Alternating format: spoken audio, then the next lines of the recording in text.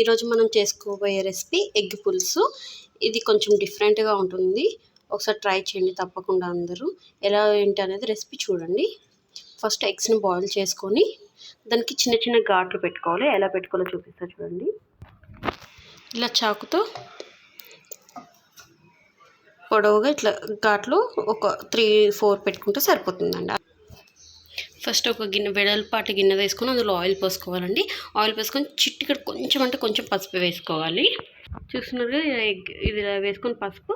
Next మన eggs మనం ఏవైతే తీసుకున్నామో వాటిని చిన్న చిన్నగా నెమ్మదిగా వేయాలి. పేలుతూ ఉంటాయండి, చూసుకోండి.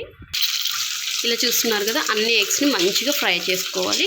బాయిల్డ్ ఎగ్ కంటే ఇలా ఫ్రై చేసుకున్న ఎగ్ అయితే పిల్లలు మనం అందరికీ బాగుంటుందండి. టేస్ట్ కూడా మంచిగా ఉంది, తినబుద్ధి అవుతుంది అన్నమాట. ఇలా ఫ్రై చేసుకొని తీసేసుకోవాలి పక్కకి. ఇవన్నీ ఈ బండిలోనే బాయిల్ ఉంది కదా, దీంట్లోనే కొంచెం జీలకర్ర వేసుకోవాలి. ఇప్పుడు ఆనియన్స్ని వేసుకోవాలి. ఇందులోనే రుచికి సరిపడా సాల్ట్ వేసుకోవాలండి. ఆనియన్స్ కూడా త్వరగా మగ్గిపోతే సాల్ట్ వేసుకుంటే కొంచెం పసుపు. మూత పెట్టుకొని కొద్దిసేపు మగ్గించుకోవాలండి. ఆనియన్స్ మగ్గేటప్పుడే కరివేపాకు కొంచెం వేసుకోండి. ఆనియన్స్ కొంచెం లైట్గా మగ్గాయి కదా, ఇందులో అల్లం వెల్లుల్లి పేస్ట్ వేసుకోవాలి. ఇప్పుడు మగ్గిపోయాయి కదా, వీటిలో కారం, ధనియా పౌడర్, గరం మసాలా ఈ 3 వేసుకొని ఫ్రై చేసుకోవాలి లైట్గా. ఇదేనండి ఈ డిష్కి చాలా మెయిన్ ఇంగ్రీడియంట్ చింతపులుసు. దీన్ని కూడా కూరలో వేసేసుకోవాలి. ఇప్పుడు తీసుకొని చింతపులుసు పోసుకొని కొంచెం వాటర్ ఎక్స్ట్రా కలుపుకొని దాంట్లోని ఇట్లా మంచిగా చేసుకోవాలండి. ఆ రోజుల్లో పల్లెటూర్లలో ఇలానే చేసుకునే వాళ్ళండి. కూలి పనికి వెళ్ళి ఇట్లా పొలం పనులకు వెళ్ళి రాగానే ఇట్లా ఒక ఉల్లిగడ్డ చింతపులుసుతో ఇలానే ఎగ్ పులుసు ఇలానే చేసుకునే వాళ్ళండి. ఆనాటి స్టైల్ ఇది.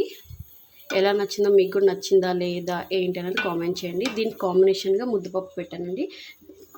ఎగ్ పులుసు ముద్దపప్పు చాలా టేస్ట్ చాలా బాగుంటుందండి. కంపల్సరీ ట్రై చేసి కామెంట్ చేయండి అండి. ఇప్పుడు ఎగ్స్ వేసేసుకుందాం కదా, ఎంత బాగుందో. ఇంతే అండి, ఎగ్స్ వేసేసుకొని మంచిగా ఘాట్లు పెట్టుకున్నాం కదా, ఎగ్లోకి మంచిగా పులుసు దిగిపోతుంది. కొత్తిమీర వేసుకొని మూత పెట్టించుకొని మంచిగా దగ్గర అయ్యేంత వరకు ఉడకబెట్టుకోవాలండి. ఈ స్టేజ్లోనే మనం సాల్ట్ సరిపోయిందో లేదో చెక్ చేసుకోవాలి. సాల్ట్ సరిపోతే మంచిగా మూత పెట్టేసుకొని కొద్దిసేపు మగ్గబెట్టుకొని, మీకు కొంచెం లూజ్గా కావాలంటే కొంచెం ఎక్కువ వాటర్ ఉంచుకోండి, లేదంటే దగ్గర చేసుకోండి. ఓకేనా? చూసారండి ఎంత బాగుందో, ఎంత డెలిషియస్గా అనిపిస్తుందో. సాల్ట్ ఏమన్నా లేకపోతే చెక్ చేసుకోండి. ఇంతే అండి, ఇంకేం అవసరం లేదు. పులుసు కొంచెం ఉంటేనే మంచిగా అన్నంలోకి తింటే చాలా మంది, నాకైతే తినాలనిపించేస్తుంది. మీరు కూడా ఒకసారి ట్రై చేసి కామెంట్ చేయండి. చూస్తున్నారు కదా, ఆయిల్ అంతా ఇలా పైకి వచ్చేసింది కదా, ఇంకంతే అండి, దింపేసుకుంటే సరిపోతుంది.